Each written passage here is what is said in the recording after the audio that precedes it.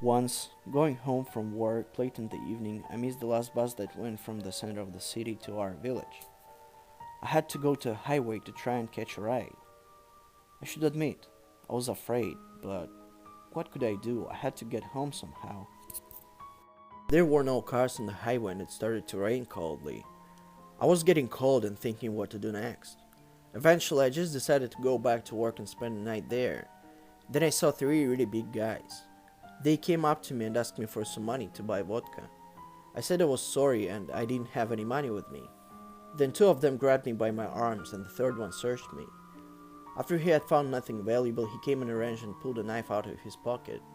He required money and pressed the knife against my throat. I began to pray in my head and try to convince them to let me go out loud because I hadn't done anything to them. And that was when a car appeared on the road. The guys got confused and let go of my arms looking at the car. It slowed down and the driver opened the door inviting me to get inside. Taking advantage of the moment, I got in the car really fast, although I didn't know who the driver was, but that was my only salvation at the moment. The car took off and then I saw that the man at the steering wheel was a guy from the neighborhood village. He was familiar to me, but I was so startled that I couldn't even remember his name. I was surprised by the fact that he didn't say a word during the whole journey, which lasted about 20 minutes. But I was so scared that I didn't feel like talking at all myself.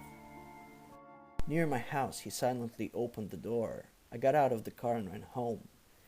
My dad was surprised to see me back home that late. He had thought that I would just stay at work.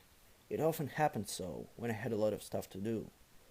But when he said that he hadn't heard the car coming, I told him what had happened to me and who had given me a ride.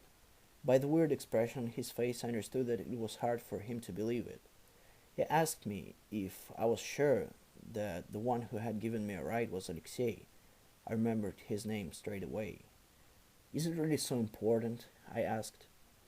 He died last year. I and my colleagues gathered money for his funeral, my dad said quietly.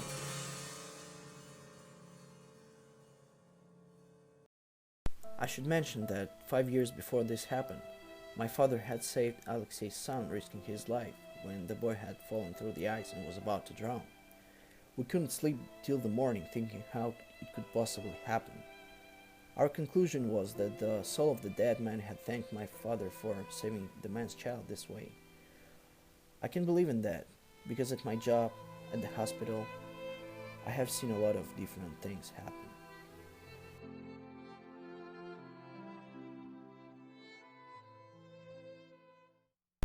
If you like this story, give this video a thumbs up and push the commonly known red big button because a lot of stories like this and even better are coming. We have a lot of them in Russia, and you guys should know that the world of the dead is like a house. Through the window, you can only see what's inside when it's dark outside.